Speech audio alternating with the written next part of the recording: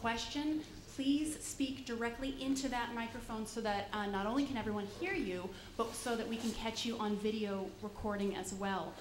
Please understand that by speaking into the microphone, you are giving the Ford Hall Forum permission to record you. Now, I would like you all to free yourselves from the shackles of your cell phones and press the off button. I see a few people. Come on, there's more of you. All right, well done. So good evening, one and all, and welcome to the Ford Hall Forum at Suffolk University. I'm Jennifer Bernardi, the Executive Director of the Ford Hall Forum, where the speakers and the audience get to exercise their freedom of speech. Thank you for joining us tonight at Cutting Edge Corporate Giving. Tonight we are going to explore why and how charity is good for business, as well as what new methods of corporate philanthropy are helping both companies and nonprofits. Allow me to take this time to thank the Ford Hall Forum's generous sponsors, including, among others, the Lowell Institute, the Massachusetts Cultural Council, Nellie Mae Educational Foundation, the Barr Foundation, and our partners at Suffolk University, which serves as the Forum's home base. We especially thank our season sponsor, the Boston Beer Company, makers of Sam Adams beer. And now I finally get to tell you what I wish I could have advertised if it were legal.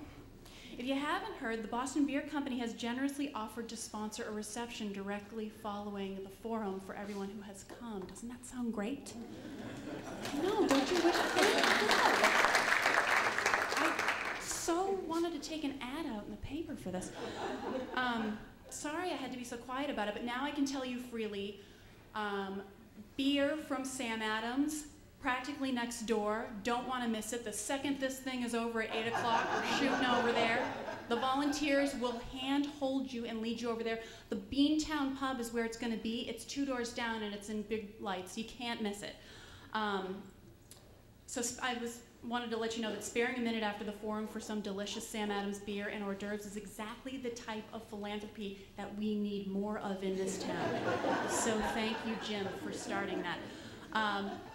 The Ford Hall Forum volunteers, as I said, will gladly direct you to the Beantown Pub just 2 doors down after the forum. And finally, the forum thanks our members whose generosity makes this free public event possible. If you're not a member of the Ford Hall Forum, just go right up to the info table and become one. It is as fun as my face looks. Isn't that right? I am pleased to introduce our moderator for today's discussion, George Donnelly. For almost 11 years now, George Donnelly has been the editor of the Boston Business Journal. Prior to his tenure at the Boston Business Journal, he was a senior editor at CFO Magazine, where he covered a range of corporate finance topics. In the mid-90s, Donnelly served as editor-in-chief of the Tab newspaper group, which included 15 weekly newspapers in the Boston area. He began his career in journalism as a reporter for the Somerville Journal in the 1980s, where he quickly became editor and remained for several years. Donnelly received his degree in English literature from Binghamton University. Ladies and gentlemen, George Donnelly.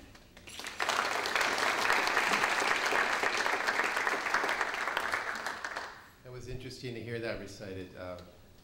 I've never been more powerful than when I was the editor of the Somerville Journal, by the way. 76,000 people back before the internet, and you were the only source of news, of local news, so it was quite interesting. A great time. But anyway, great to be with you tonight. We have for you a terrific panel. If you came here today, you just not knowing what to expect, you are in luck, because we have some of the leading thinkers and practitioners around this whole space of corporate philanthropy, corporate giving, citizenship, what it all means. And so I'm really looking forward to getting into a discussion with the panel about what's going on, what's working, what isn't. At the BBJ, the Boston Business Journal, it is an area that we look at very hard. We consider corporate giving, corporate citizenship to be a fundamental business activity that often defines how a business is perceived and often provides a competitive edge in the marketplace. It's something that defines you whether you do it well or you do it poorly. And every year we have a corporate citizenship summit where we rank the top local givers in the region and also recognize what we consider to be exemplary partnerships in that space as well. So it's, if you happen to be interested in the topic we have and want to pursue this, our summit, we just had it. We have it early, just after Labor Day every September. But anyway, on to the panel. I have their bios, and I'm going to read through their bios, and then we'll be off to the races. Next to me is Stacy Palmer. She is the editor of the Chronicle of Philanthropy, based in Washington, D.C. She has flown up to be with us tonight. She has served as a top editor since the newspaper was founded in 1988 and has overseen the development of its websites. She appears frequently on radio and television shows to offer commentary on news in the nonprofit world. Palmer is also editor of Challenges for Philanthropy and Nonprofits, a book that collects 3 decades of observations by nonprofit activists. The Chronicle of Philanthropy columnist Pablo Eisenberg. Before she joined the Chronicle of Philanthropy, she was editor for government and politics at the Chronicle of Higher Education. Palmer is a graduate of Brown University, where she earned her BA in International Relations. Next to her is Jim Koch. In case you didn't know, anyone who's been watching any baseball lately has seen Jim in this new series of commercials. But Jim is president of Boston Beer Company, which he founded in 1984. Prior to this, he worked as a business consultant with the Boston Consulting Group for 5 years, but ultimately gave it up to become a brewer.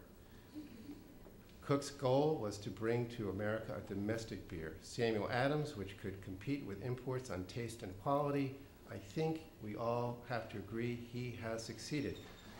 Cook earned his BA in government from Harvard University and continued on there in a graduate program that earned him a law degree and a master's in business. The Boston Beer Company was proud to win the Paul Newman Committee to Encourage Corporate Philanthropy Award last year in the small business category. And at the far end of the table from me is Dr. Len Schlesinger. He is the 12th president of Babson College and serves on various business-oriented boards and councils. From 1999 through 2007, he held multiple executive positions, including Chief Operating Officer at Limited Brands and at Au Bon Pain. Schlesinger worked for 20 years at Harvard Business School, where he was the George Fisher Baker Jr. Professor of Business Administration, as well as the architect and chair of the MBA Essential Skills and Foundations programs. Following his time at Harvard, Schlesinger was professor of sociology and public policy and senior vice president and counselor to the president at Brown University. Schlesinger holds a doctorate of business administration from Harvard Business School, an MBA from Columbia University, and a BA in American Civilization from Brown University. Welcome, one and all. Thank you for being here, I know.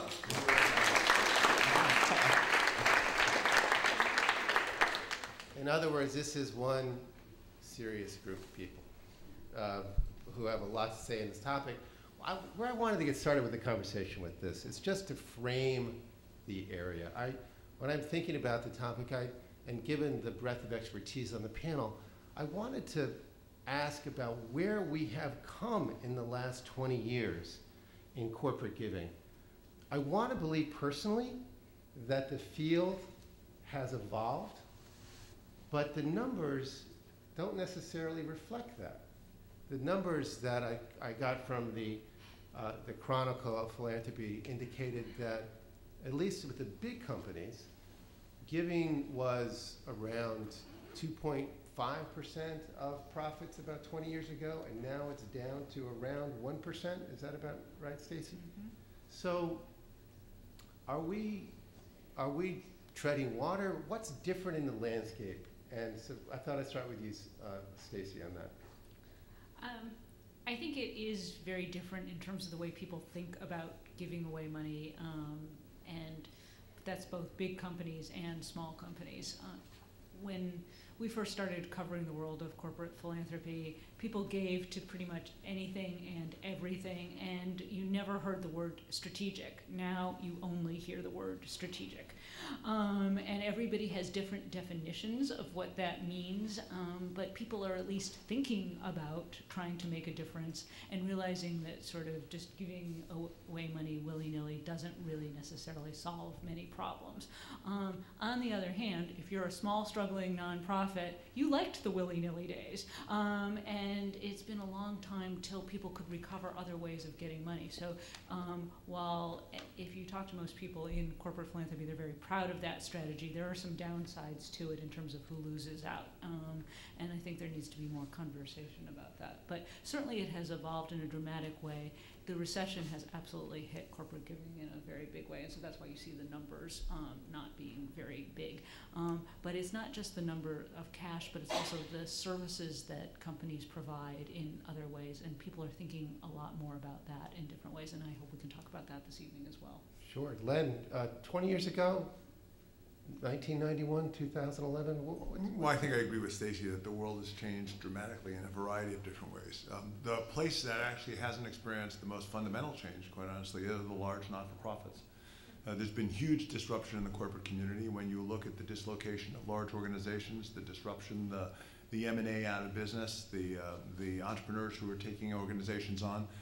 If I look at, over the 20 years, if I look at the Fortune 25, and I look at them today, probably 18 of the 25 are gone. If I look at the top 25 not-for-profit organizations 25 years ago or 20 years ago, and I look at them today, it's the same list. The reality is the large ones have continued to be large. It has created, obviously, enormous issues with the ability of new and innovative and potentially disruptive not-for-profits to be able to get attention and to get any sort of scale. While all of that is going on, there's been an equivalent set of activities on the corporate side, as corporations are experiencing enormous sets of profit pressures and employment pressures. The only way which we've gotten attention to corporations for the philanthropic agenda has been by putting the word strategic in front of it. I actually discovered that when I was a Harvard Business School professor, if you put the word strategic in front of something, you could charge twice as much.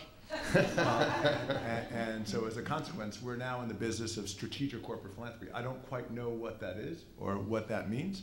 And so I want to be reasonably precise about it, which is, do we have more companies giving more money to more not-for-profits? The answer is no. Okay? And I think they would argue, as you hear time and time again, that the first and foremost agenda is the preservation of the enterprise.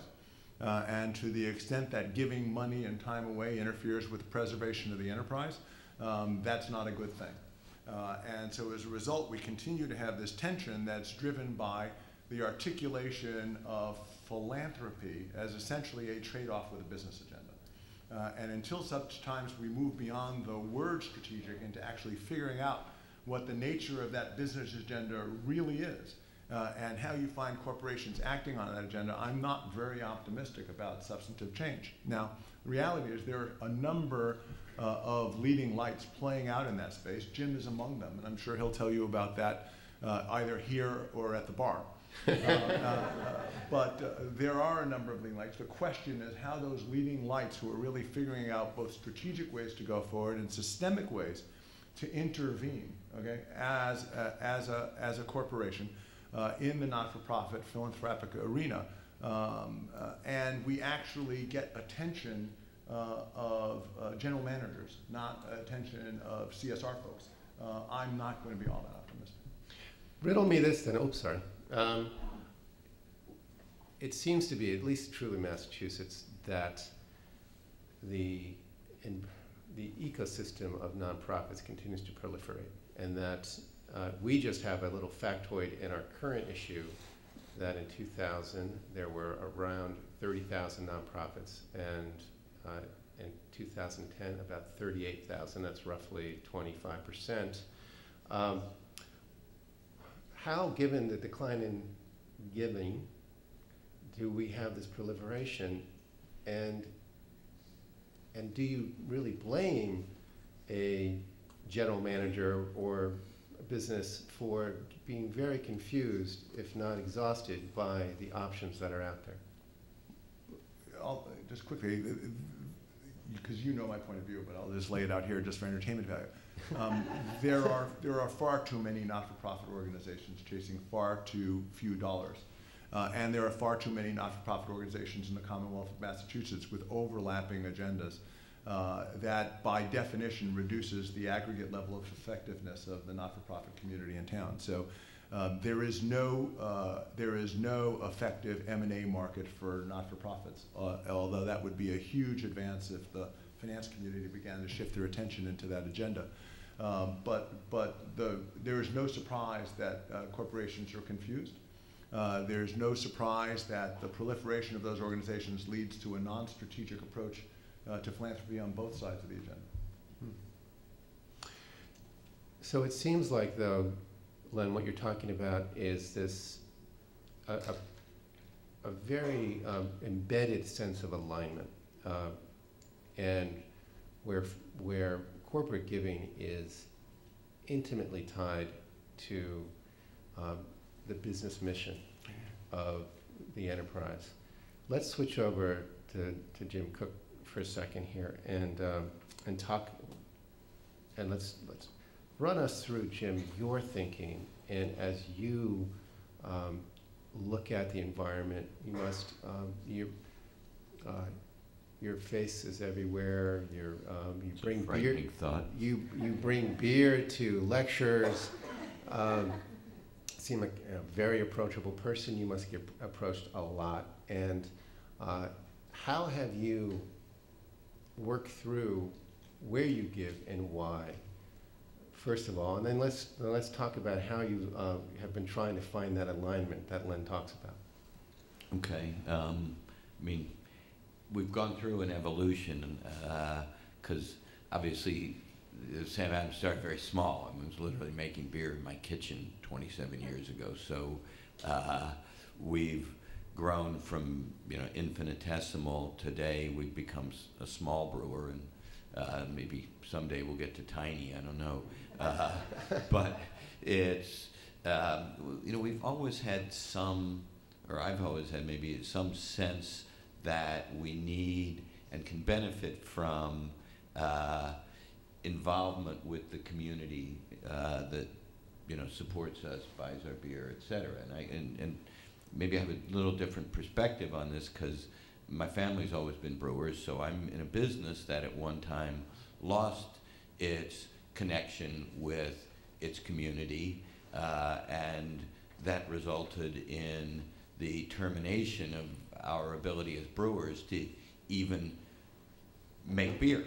I mean, it was called Prohibition, but and it was America's nightmare and hangover. But for 14 years, people in my line of work were prohibited from practicing their craft because the community that we existed in decided that we did not add value, and that's a very, I hate to say sobering, but it's a sobering thought. In my line of work, the ability to just even exist is not a permanent right. So, we've had an approach to, I guess you'd call it philanthropy, though it sounds like a big word, of trying to be involved in our community and give back. And I have had, to me, as a company, it's a cop-out to write a check to a charity. It's just, and that's maybe the old style giving from 30 years ago where that was sprayed around. And to me, that's almost corporate irresponsibility because, first of all, you're just moving money from one pocket to another. Second of all, it's not my money. It's a shareholder's money. And they may, if they want to give money away, they're entitled to do it. But I'm not sure how legitimate it is for me to claim the right to do that on their behalf and without their approval. Now, and third, I'm a business. I'm an entrepreneur, and so I view my role is to add value. A business, adds value. We take barley and we take hops and we take bottles and we take bottling and they're worth this much, and then we make them into Sam Adams and they're worth that much. And that's, to me, the essence of what a business does is it adds value, and I guess that's the strategic word with philanthropy. So we've always tried to do our philanthropy in a way that added a lot of value. And I guess it started with, an added value both to the business and to the community. And so I started my brewery in a location in Jamaica Plain. This was 1984. It was an old brewery. For those of you who remember Hafenreffer, it was the Hafenreffer brewery. And it had been abandoned. It's 5 acres in the middle of our community. It was an eyesore. The other tenants were, Pablo the pornographic painter, Dick the psycho squatter who killed cats and staked them out on plywood to decorate his space, and us. And we have been there for 27 years as a tenant. We don't own the space. Our landlord is the neighborhood. Our landlord we got together with our neighborhood, formed a community-based nonprofit, the Jamaica Plain Neighborhood Development Corporation. Long story short, 27 years later, the space is fully tenanted. It's the home to about 35 small community-based businesses, many of them in food and beverage. Like us, it was actually the incubator for, if you've ever seen Stacy's potato chips, Stacy started there. Stacy Madison, she was our neighbor about 20 years ago. Maria and Ricardo's Tacos were right across from us. And to me, that doesn't show up as philanthropy in any way, but it's part of a greater mission for a business to add value to its community. And, so I can talk about what we're doing now, but I've talked enough, and you probably have some other questions, but I can get to that later. Well, I think it'd be helpful for the audience to hear, given that mindset, you did create a very concrete program around 3 or so years ago. And again, getting into the mindset of the business owner, the decision maker at the corporation, at the business, sifting through all these options. How did you come across this program, the Brewing the American Dream program? Were there starts and stops, and just help us understand how that came to be? Well, the sort of the catalyst, the epiphany. Remember, it was in South Boston. We'd had one of these typical, corporate community involvement day where we got a whole bunch of people, maybe 30 of us, and we went out and we spent a day painting a community center in South Boston. And everybody worked very hard. It was sort of a nice feel-good thing for everybody in the company that we had done this good work. And so everybody was gone, and I was going back to my car and just standing on the sidewalk thinking, I don't really feel that great about what we just did. Because, maybe we did, I don't know, $1,000, $2,000 worth of painting. And I had my CFO, I had, half of the management team, I had all these, I probably wasted about $3,000 worth of company time to create $1,000 worth of value because we spent the day pretending we know how to paint.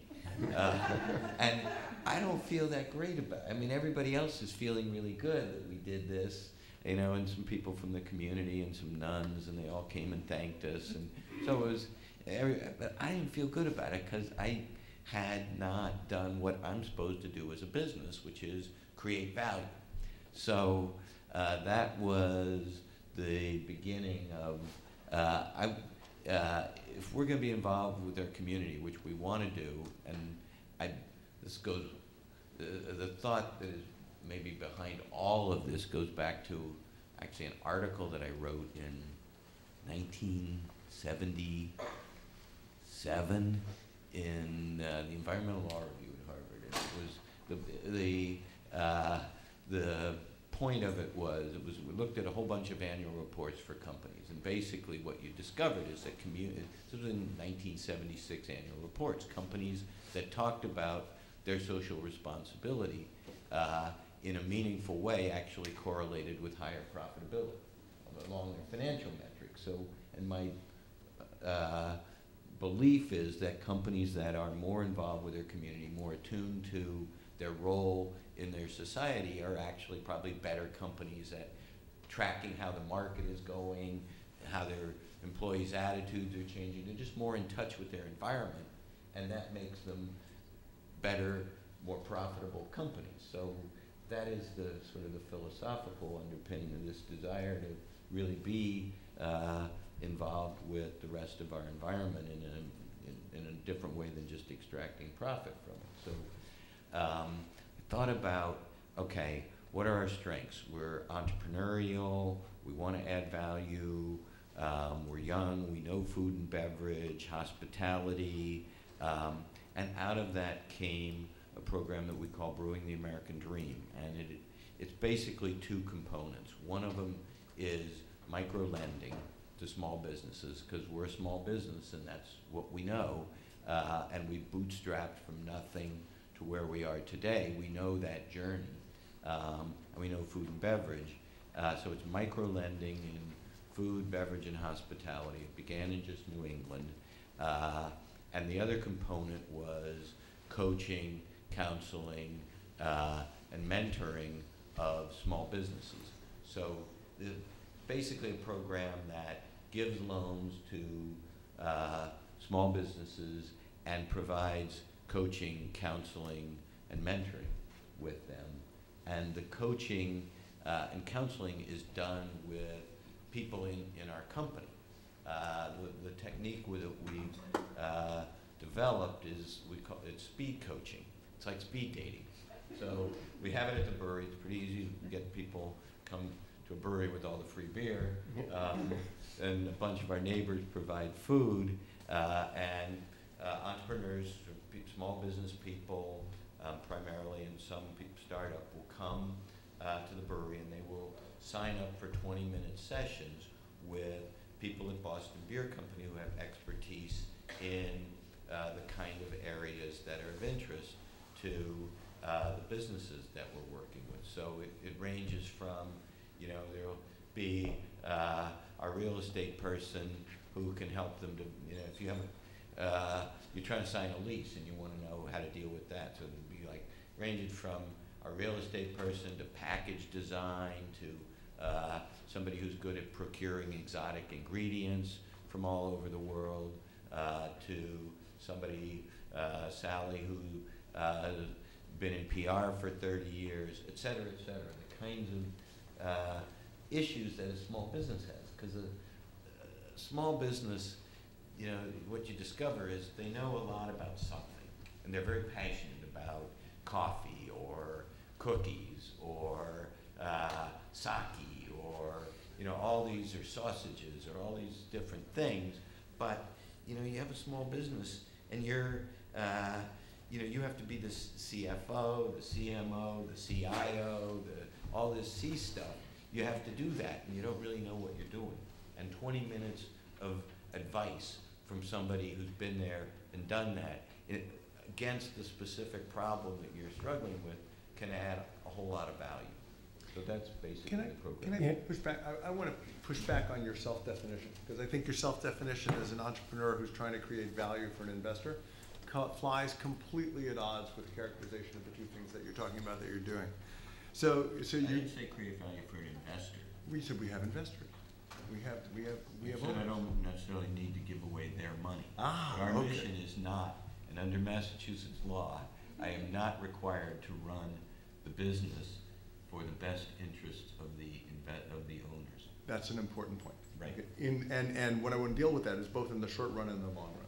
Because in the short run, you could have made a series of decisions as a lessee of a space in Jamaica Plain to find the cheapest available space and continue to optimize your lowest lease cost over time, which by definition most certainly would have had you out of Jamaica Plain within the 27-year time frame. Okay? No question at all. But you elected to actually instigate a community co-op to be able to create a living, thriving space out of what otherwise would have been a low-cost lessee. Okay? Right. And you've transformed a community. Now, that's exactly what I mean by systemic philanthropy, which is the ability to use your existence as an enterprise to engage other people in systematic activity that transforms a system. Okay? And when we talk about the highest form of corporate philanthropy, that's exactly what I'm talking about. The second piece you talked about is this issue of, you know, the first person who's actually acknowledged that the end of painting day you don't feel good. Okay? Because we're all supposed to feel good. I don't paint in my house. My wife doesn't invite me to do anything remotely mechanical. Okay? Why would I expect the existence of my time and presence in a mechanically oriented project in the community somehow adds value? Okay? And you said, you know, I put 3,000 hours of managerial manpower up against a $2,000 painting job. I should have just hired a painter and gone back and earned more money to do it. That's exactly the problem we're talking about. There's a lot of feel-good stuff that has no metrics and no measurement, that has very little in the form of accountability. And I'm not discounting the fact that some of those folks felt good. Okay? The question is, can you create a scenario where you can feel good and do something that is lasting and meaningful and sustainable? And the evolution of the work in philanthropy has got to be entirely in that direction.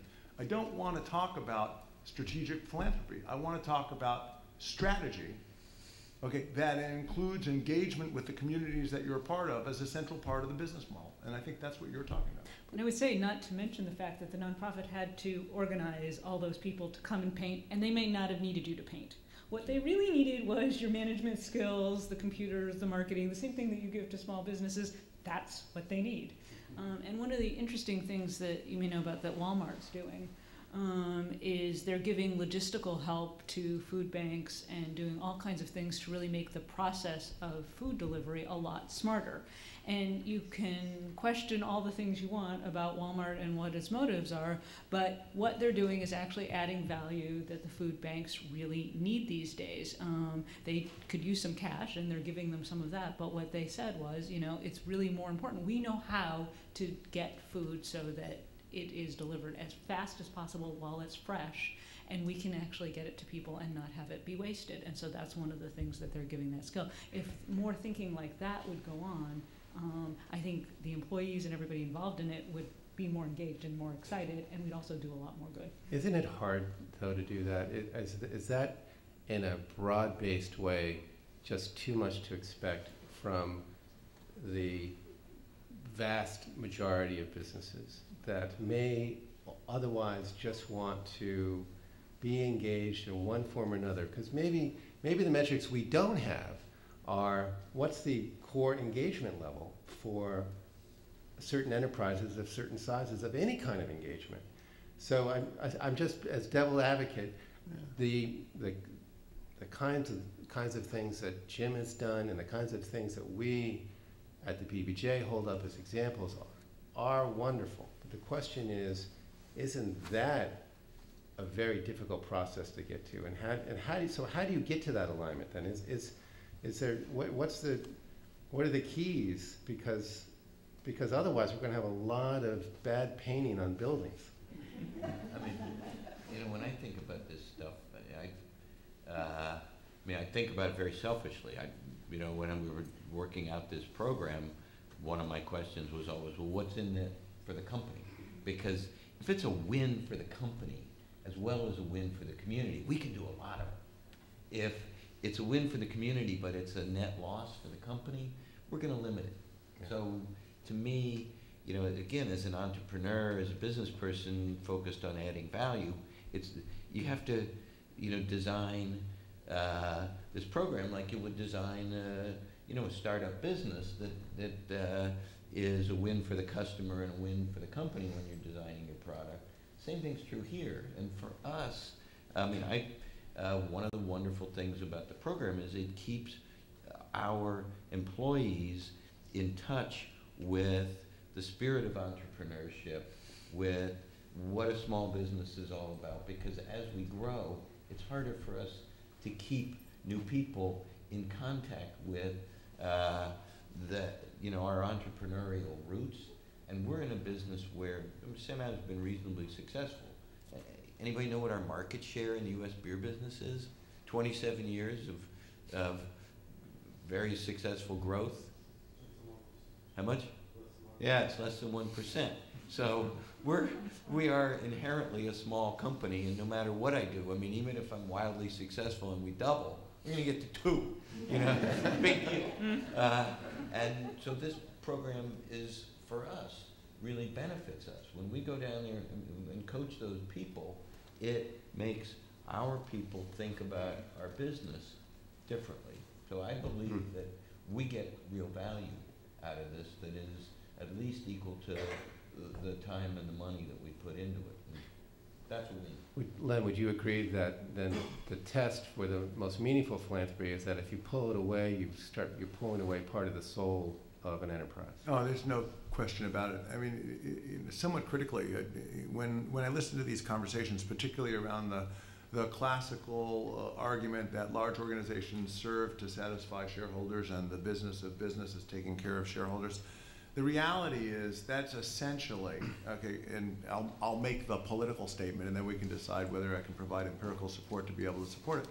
That much of Western capitalism has failed miserably in being able to attend to the second order and third order effects of the work they've done at the single-minded pursuit of profits without any consideration of the environment and the people that are part of it. And the reality is, when you look at the history of philanthropy and corporate philanthropy, some of the greatest philanthropists that we celebrate today are individuals who were not all that great as business people, who assuaged their guilt associated with the second and third order consequences by deciding they would create a foundation and give money away. I believe at the core that can be demonstrated to be economically inefficient. Okay? And part of the argument I have, and I get to play with as the president of a college that focuses on business and entrepreneurship, we engaged early on in the process of the faculty really debating that fundamental question. And so we're one of the few schools in the United States that have signed the UN Principles for Responsible Management Education that does in fact articulate the need to create a logic associated with outcomes, just like the logic Jim talked about here. A logic that says you can in fact create a business strategy that focuses on achieving multiple outcomes, that does attend to issues of people, that does attend to issues of planet, that does attend to issues of profits. And there are many more opportunities for commonalities of purpose and approach before you get to the trade-offs. And so what we're really looking for is a set of intentional managerial logics and behaviors that are looking for those points of intersection before you talk about the trade-offs.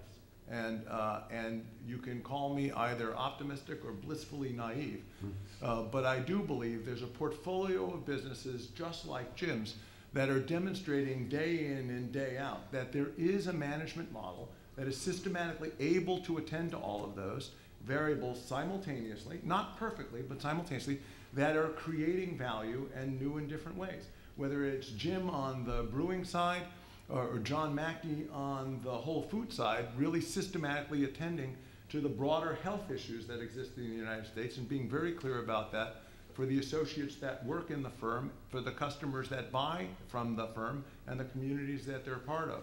Or even, quite honestly, for a set of experiences we have at Babson. And again, it's a little bit like your comments about Walmart. I'm not talking about Goldman Sachs per se, but I will talk about the intentional dimensions of Goldman Sachs corporate philanthropy that wildly exceed the capabilities and the work of the vast majority of institutions that I've ever seen in the world, let alone locally. We're connected up to 2 initiatives with Goldman Sachs. One, 10,000 Women, which is explicitly recognizing a reality that women represent over 50% of the population of the world, and the environments in the world where women don't represent a sizable part of the economic activity of those environments are significantly less advanced societies in so many different ways, not the least of which is economic development. If I'm an investment bank, I am interested in stimulating economic development, and it became very clear for Goldman Sachs that there was a huge opportunity to engage in a long-term business issue related to the growth of global economies by investing a sizable amount of money in being able to stimulate women's economic development in emerging economies where they traditionally did not play a central role. This was not another, quote, startup program. These were people who were running businesses that were going to get, in this case, the equivalent of $100 million of education and support, much like his speed dating, that was designed to assist these women in the process of building more substantive, more stable, more lasting businesses, and also create more jobs in those environments.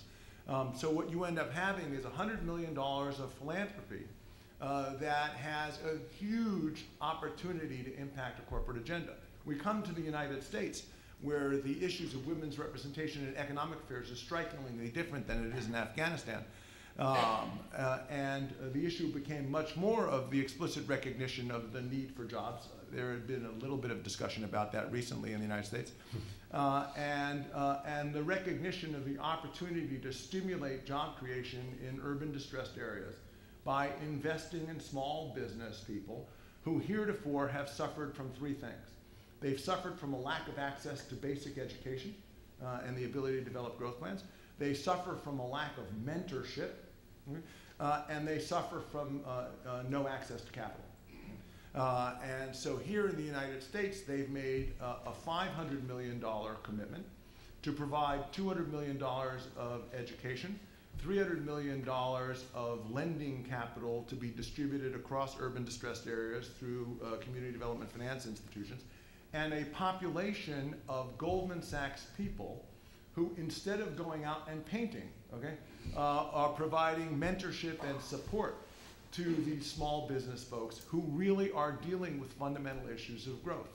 For me, those are the kinds of activities like your Jamaica Plain activity, where a corporation has figured out what its agenda and purpose is and has actually developed a way of systemically engaging with a broad array of communities and with philanthropic support to make a much larger difference in the world. And there is no question that that calls for skills that, by and large, the corporate philanthropy departments in most organizations haven't played out. It still raises the issue, though, of outcomes. Even the most ambitious, well-thought-out, integrated philanthropic programs, citizenship programs, need to be measured in some form or fashion. Does the panel agree or disagree? And so, how should they be measured then? Jim, how do you measure yours?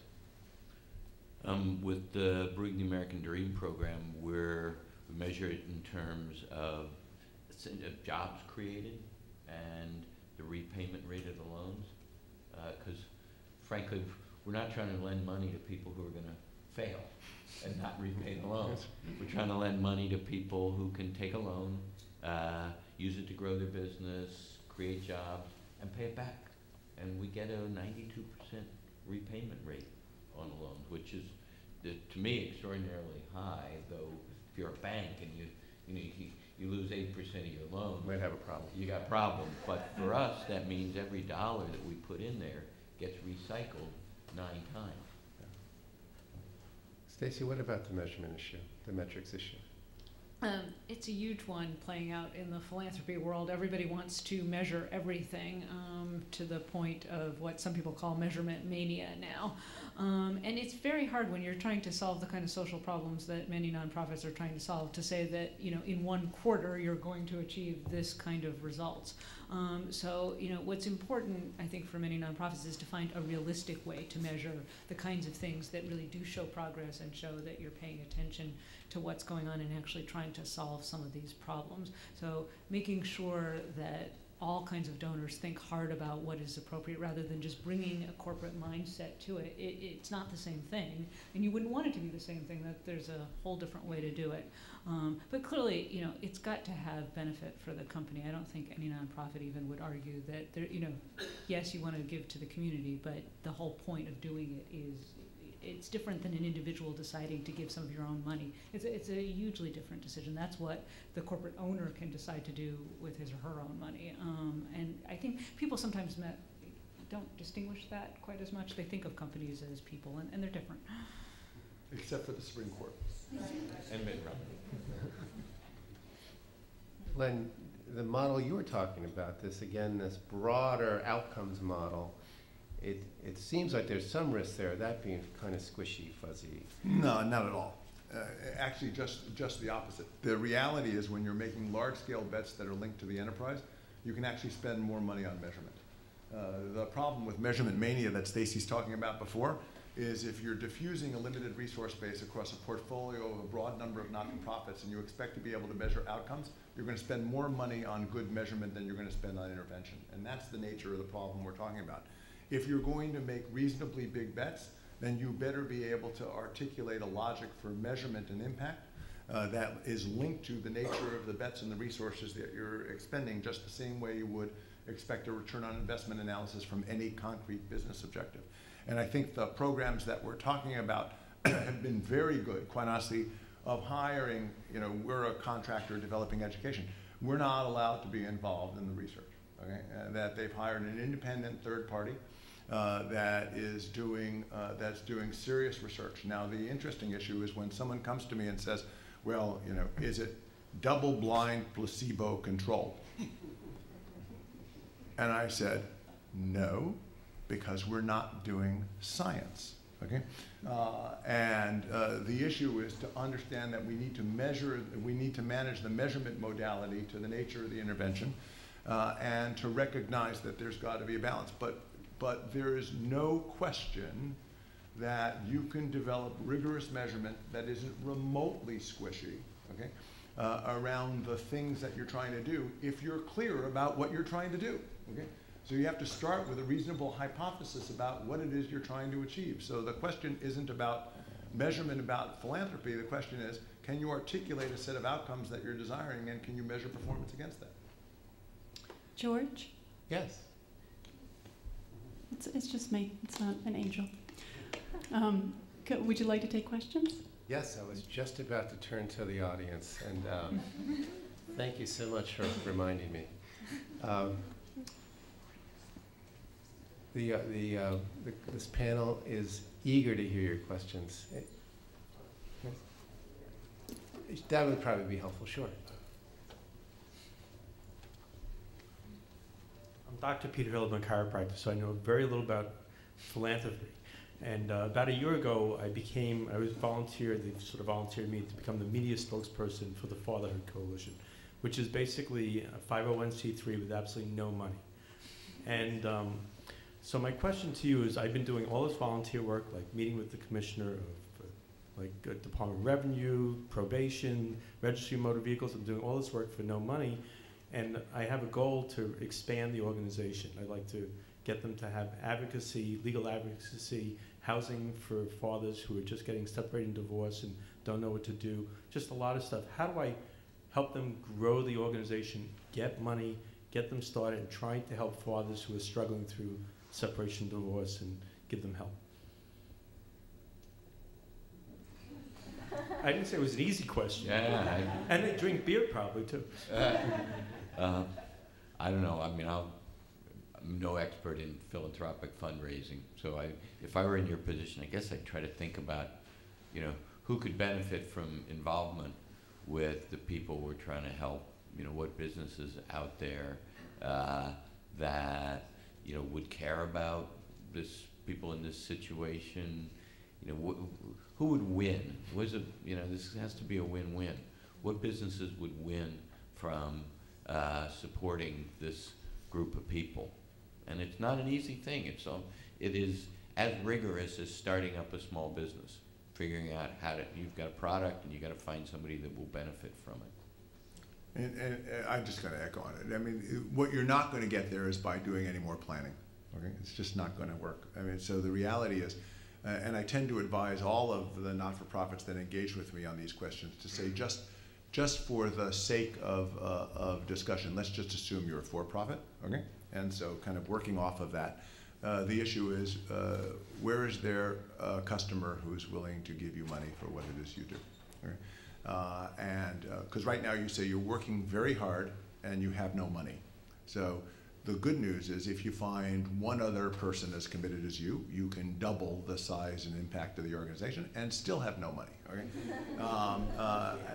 So you already have it. So obviously the issue is at some point in the process, you're going to have to conclude that you're going to be a small enterprise with a collection of dedicated people who have no financial resources to do your work, but you will really love what you do and you will care deeply about it. Or you're going to have to engage in a systematic process of bringing other people to the table who have resources who are likely to reshape the structure and direction of your enterprise. Because if it was spot on, you'd probably have people today who are willing to give you money. So it is no different than any other entrepreneurial dilemma, which is if you continuously go out there and you actually don't find anybody who's willing to buy what you have, it either means that you are passionately associated with not a very good idea, okay? Or it might be a good idea, but not one that's going to get any size and scale, which doesn't mean it's bad, okay? Because, see, I keep sitting in these philanthropy conferences, and they talk about new ideas and all this stuff, and the standard litany of the experts who come in saying, you know what? We don't have an innovation problem, we have a scale problem, that none of these things can scale. Well, the fact is, when you got 38,000 not-for-profits, okay, there's a whole bunch of institutional structure that says that scale apparently isn't very important, because otherwise, why would you keep hiving off smaller and smaller entities to tackle smaller and smaller issues in smaller and smaller communities if you cared about having scale and impact? So there's got to be room for both. And so I would ask you seriously about, you know, why do you feel a need to grow? And I don't want an answer now, okay? But, and are you willing to make some of the sacrifices associated with what it is you're doing now that you're feeling apparently quite passionate about without any money to be able to change the nature of what you do?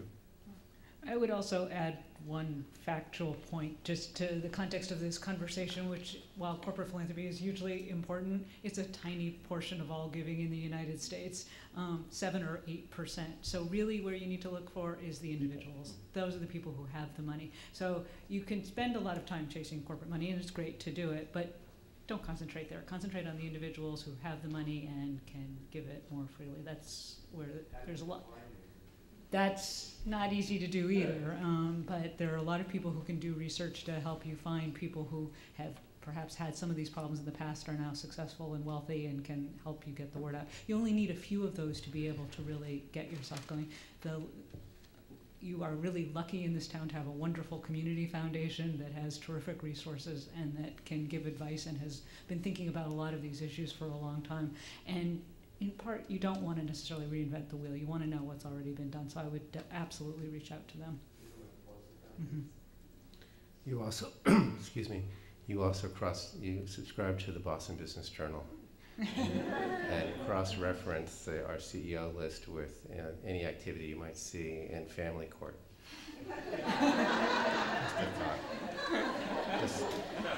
Just off the top of my head, sorry. Why are you giving away fundraising secrets? That's right. Someone was served.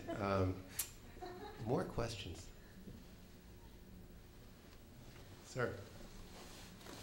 Maybe I'll just speak from here. So, sir, could you approach the microphone? Sure. So you can be recorded. You know, I've never been accused of having to quiet my voice in a microphone.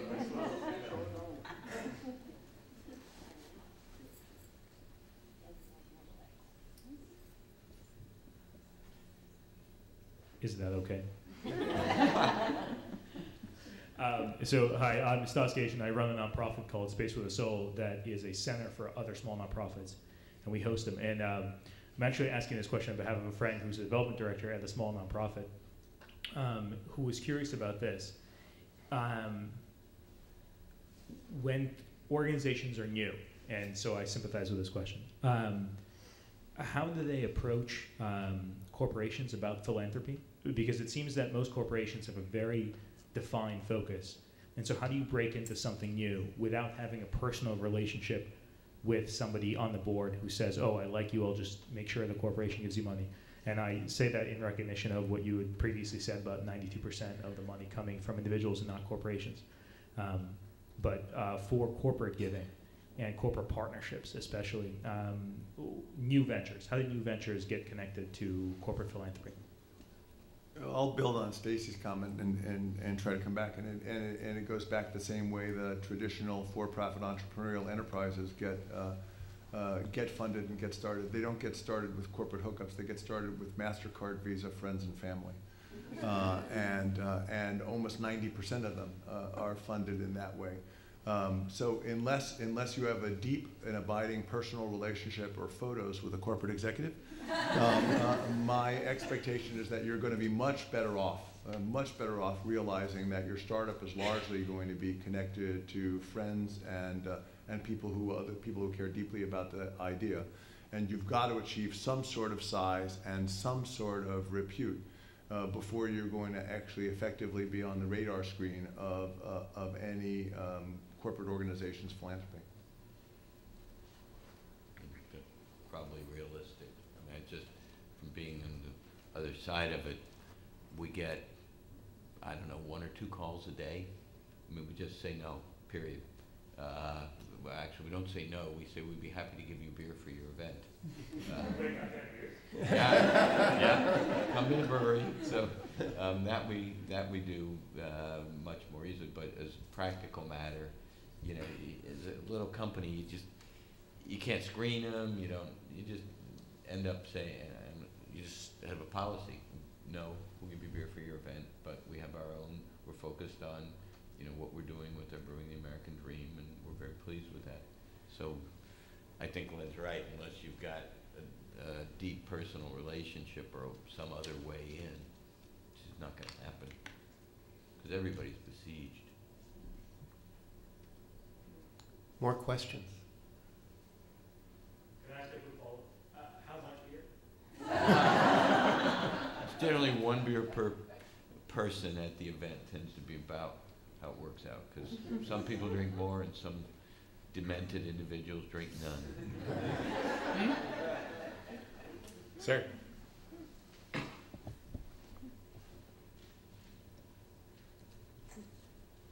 I have a question on the role of universities and academia.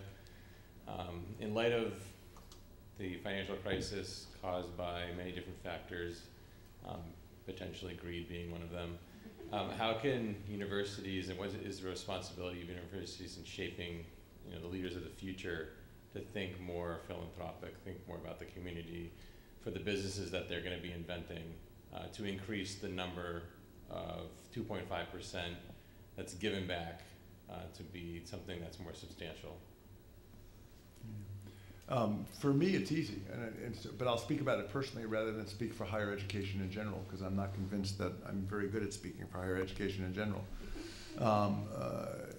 I believe as a business school that you actually have the opportunity to have a very clear point of view about the characteristics and dimensions of the kinds of organizations that you'd like to populate the world.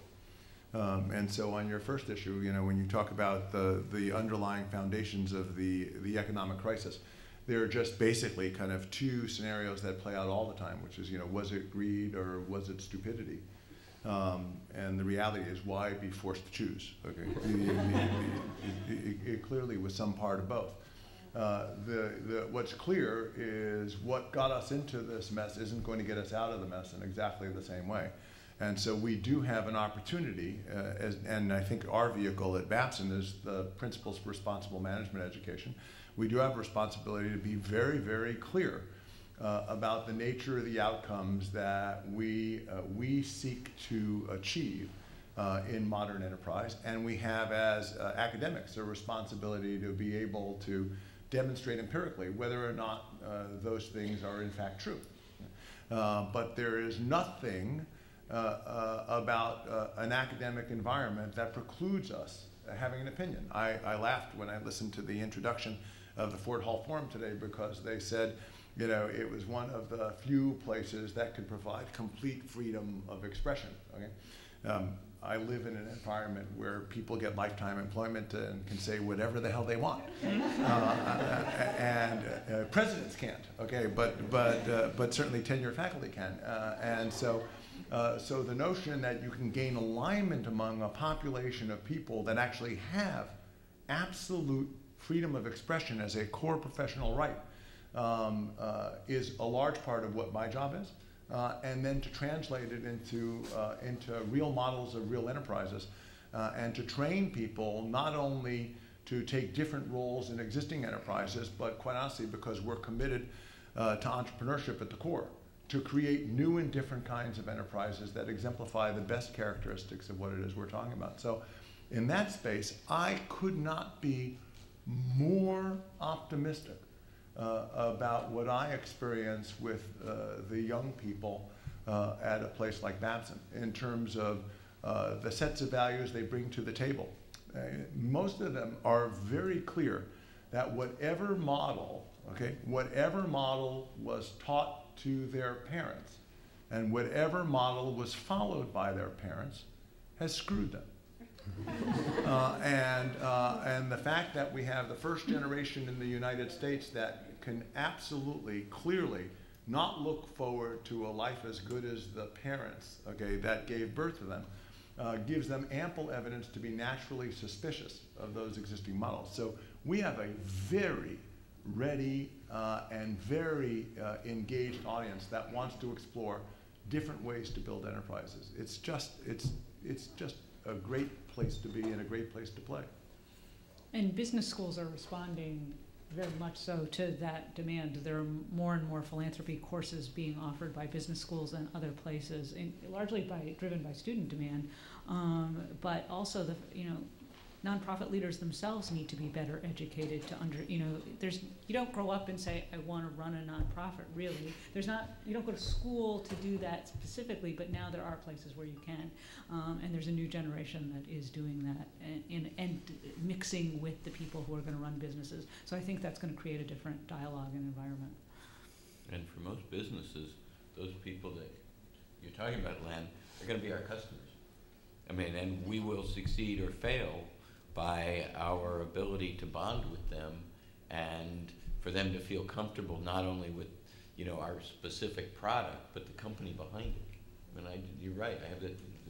It's in our customers, because craft beer drinkers tend to be a bit younger, and it's in our employees. And if we don't engage our customers and employees, these shareholders are screwed. So we've got to take care of our customers and our employees before the shareholders. Even if you choose to take care of your shareholders. If you want to take care of your shareholders, you do it by taking care of your customers and your employees first. And the shareholders are doing just fine. More questions, sir? Throwing caution to the wind, I'm going to be the second person to hit on Boston Beer and Jim Koch. My name is Jeff Stone. I'm the coordinator of a community engagement 3-year grant in Mattapan. It's part of Boston LISC's Resilient Communities effort, and there are also 3 or 4 foundations and about 4 banks that have co-funded this, but that's just for the community organizing process. 3 neighborhoods got these grants in addition to Mattapan. And one of the things that is emerging through our intensive community engagement, we're having in-depth conversations with hundreds of residents and other stakeholders, is the need for some better restaurants in Mattapan Square. It really needs redevelopment in many ways, including sit-down restaurants with good service and alcoholic beverages. So we might talk to you about some mentoring and ideas about that. But my question is, you mentioned, Mr. Cook, that the local community is your investment of time and your staff's involvement in local community brings payoffs in terms of their understanding the community and thinking differently. How far flung geographically are the projects for the Brewing the American Dream program? Are they all over the country, or just Boston, or just Jamaica Plain? Neither. It's for this to work, we have to have people on the ground there.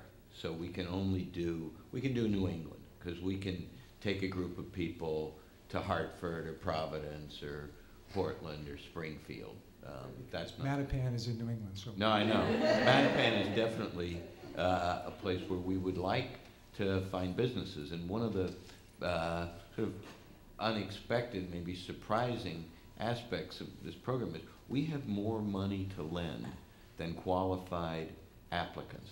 So part of our effort is to get the word out. And so if you have businesses there, we've done several businesses that are,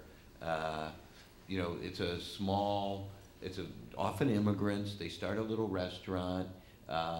It's often mostly takeout, and there's a counter, and we'll lend them 10 grand for them to acquire the space next door and have a sit-down environment. I think we've made 3 of those loans in the last 2 years, and so that's in our sweet spot. That's exactly the kind of thing that has been successful for us, because they're really hardworking people. You run a little restaurant, you work your ass off, and those people, if you give them money and can double their business without having to double the kitchen and so forth, it's very profitable, and we get paid back. So go to the Sam Adams website, look for the Brewing the American Dream tab, and we would love to have people like that in Mattapan apply. That would be great. 1 second, sir, you were next. I'm sorry. Okay, I'm not sure exactly how to ask this question, but it has to do with the expansion of nonprofits that are being supported by the corporate community and the philanthropic community at large. My rudimentary knowledge of economics suggests that if market forces are at work in the corporate world, in which self-interest plays a part in support of the nonprofits, that the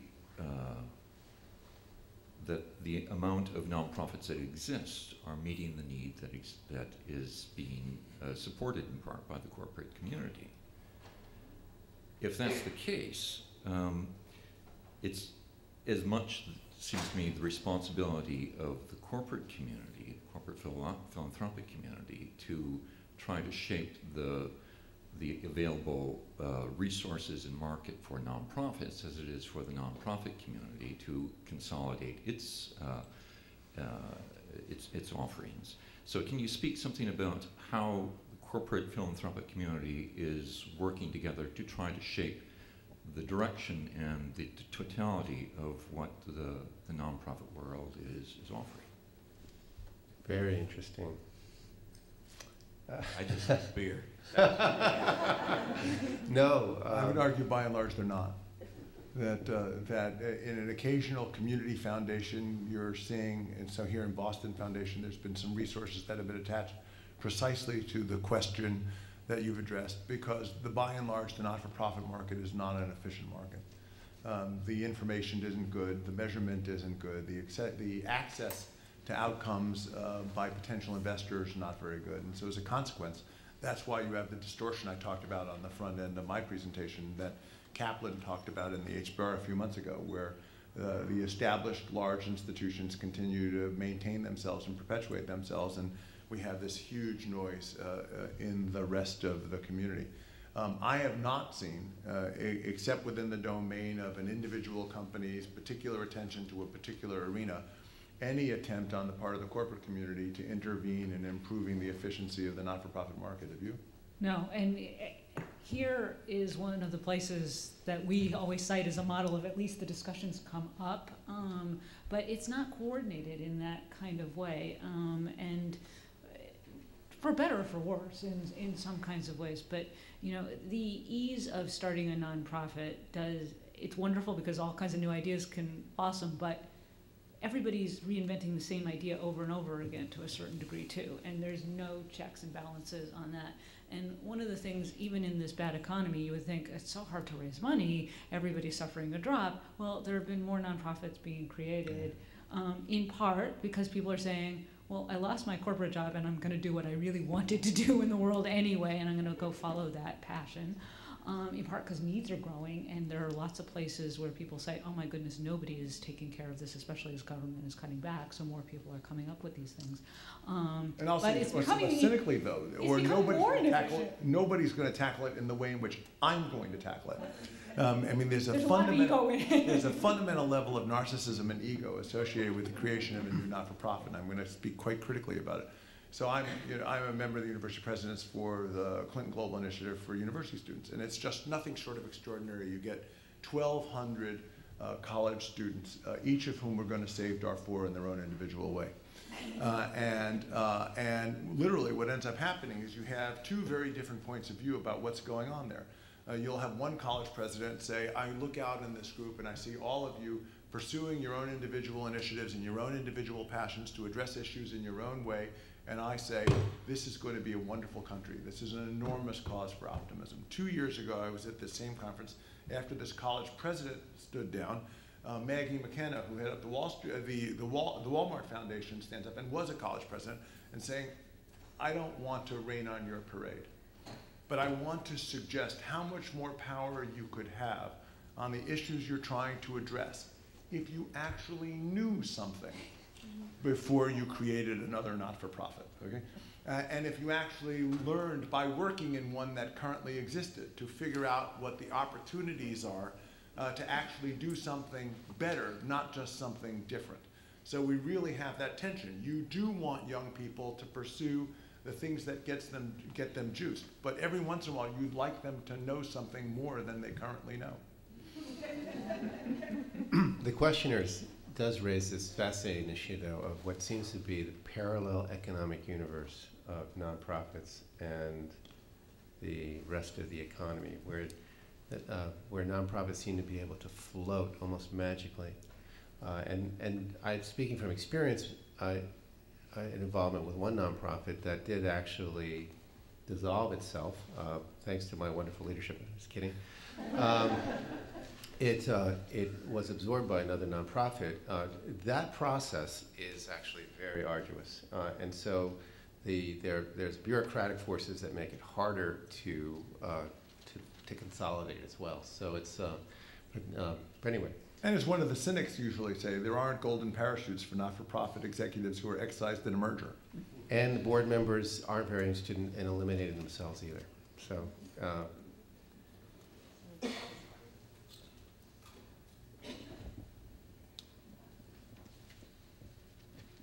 First off, I want to say bravo for bringing up that point about the extraordinary narcissism, because I ran a nonprofit. Not Babson students. No, not at all.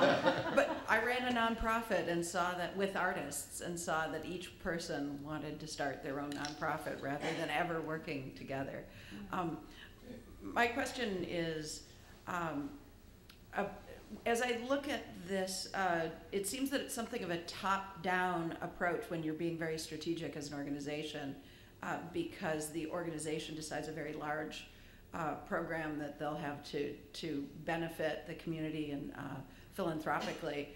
And when I was running a nonprofit, I saw that many companies had what would essentially be a bottom-up approach, which was giving time to their employees to volunteer at the nonprofit that they chose. And I always found it hard to find those employees. And I was curious about whether that model is disappearing, whether it worked well, whether these are just two approaches that work well together, or whether one is replacing the other. A lot of companies have that idea of, I'll give you time off to go volunteer, and in part when the employment market was more robust, they had to, because that's what kept better employees. People wanted to have that balance in their lives. I think some of those things are being cut back more as the job market is changing, but I think a lot of companies still, to retain talent, and that's a lot of the reason people have corporate philanthropy. It's not all about doing good for the community. It's in part about making the employees feel good about coming to work and learning new skills. I mean, you talked about some of the reasons you do it, which are, you know, really marvelous reasons too, and everybody gains from that. So I think there's a lot of interest in doing that. And, you know, the whole idea, which is very old-fashioned but still continues, of matching gifts, you know, a lot of companies, that's what their corporate philanthropy is to say, I'm not going to be strategic about where I give, but as an employee, you decide where you're going to give, and I'm going to match that sort of thing. And as you probably heard, Apple just got a lot of attention because it's finally going to start matching gifts, which it's gotten a lot of attention for not being terribly philanthropic before.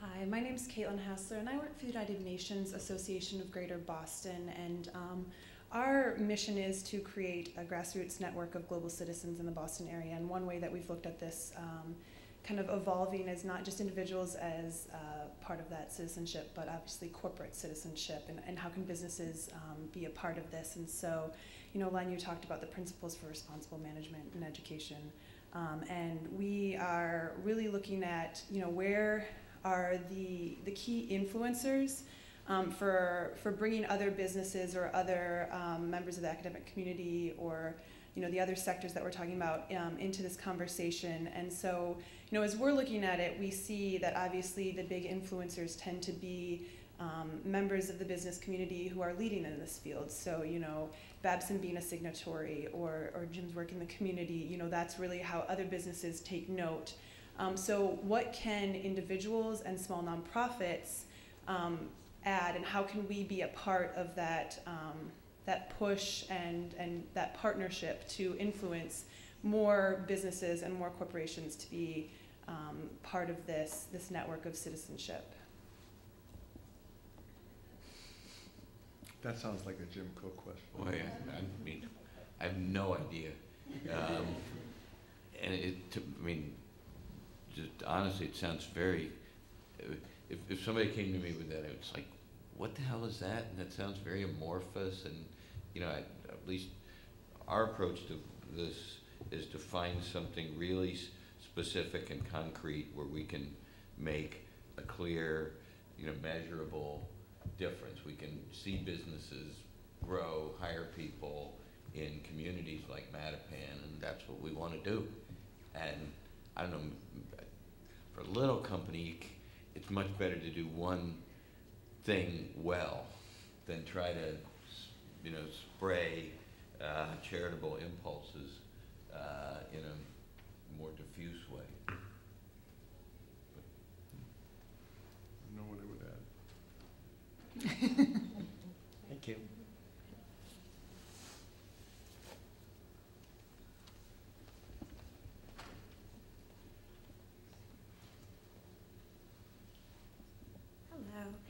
I'm wondering how much, if any, research do you do to gauge what what businesses do to gauge what their customers or interests in philanthropy is?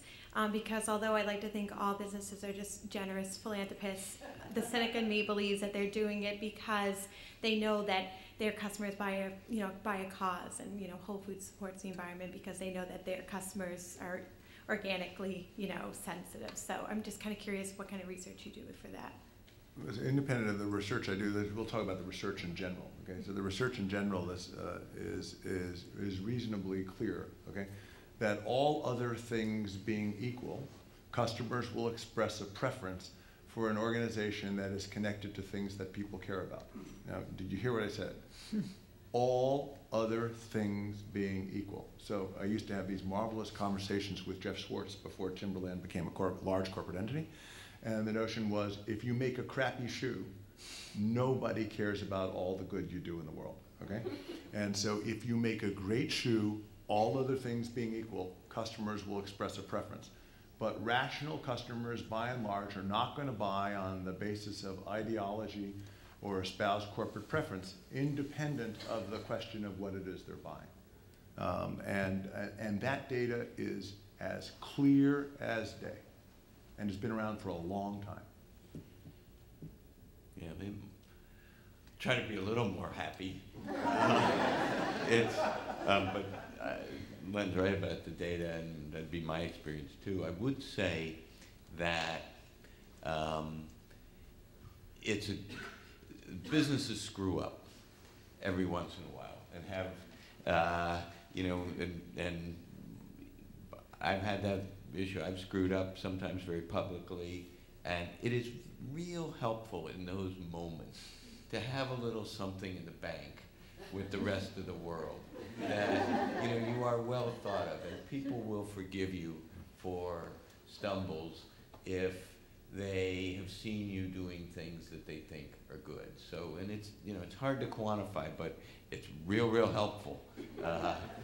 When all of a sudden you discover that your bottle supplier has been sending you bottles that have little tiny bits of glass in the bottom of them, and you have to recall 25 million bottles of beer in a week.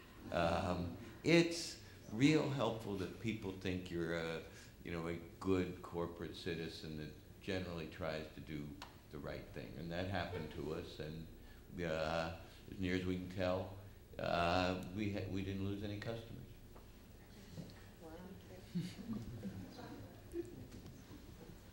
Any more questions? I think we are pushing close to, I don't want to stand between anyone and a Sam Adams.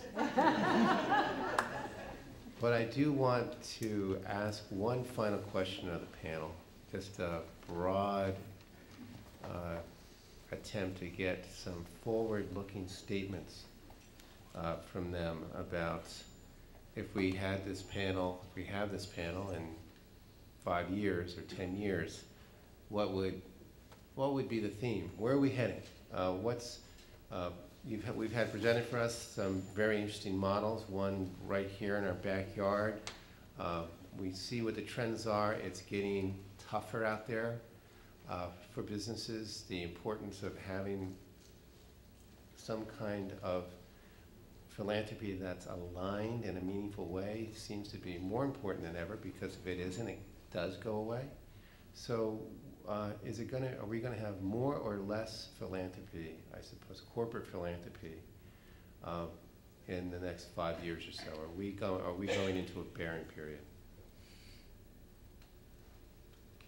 So this is like telling you whether it's going to rain tomorrow. It is going to rain tomorrow. I'm a big outdoor event. I didn't want to hear that. Thank you. I think you're going to see less and less classic philanthropy, what we were talking about at the front end. You're going to see less and less money distribution in the classical way. You actually probably will find fewer people painting. And you will find less available time for employees to spend discretionary time on classical activities, because the vast majority of those activities will have been proven to not be strategic to the enterprises. And I think you're going to find more and more examples of enterprises with inspired, forward-looking leadership like we had here today, that are going to figure out new and different ways to embed other stakeholders, including the community and people in need, in the process of the building of and execution of the business model. And the portfolio of companies that heretofore are defined largely as intentional aberrations, okay, will get more and more attention, and I believe there will be more and more positive diffusion of those examples going forward. So I think we'll have plenty to talk about 5 years from now, but it won't be about just simple giving money away. Yeah, I think there is, and hopefully, well, there's a realization, I think, that's growing, and hopefully business schools can amplify it. But they ought to tell you in business school that if you're the only person that benefits from your success, you're not going to have a lot of success. Last word, Stacy. I agree, and I think we're going to get very much away from the measuring in terms of dollars, but really looking at some of the results and the ambitions, just like Len talked about. I think, so we won't be, one of the things we do at our newspaper is, we list just how much people gave away, and we rank who gave the most. And that's really, it is interesting and it's good gossip, but it's probably not the way we should really be doing it. So I hope we'll have a discussion that's focused on, who's actually solving some problems in the world. Well, panel, you were superb. How Thank about you a big so hand much. for our speakers and our moderator?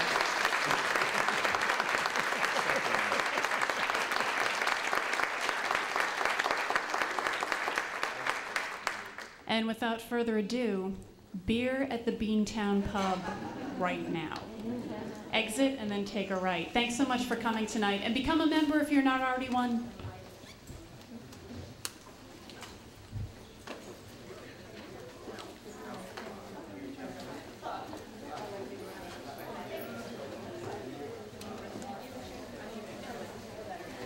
Will you, Mike Farn?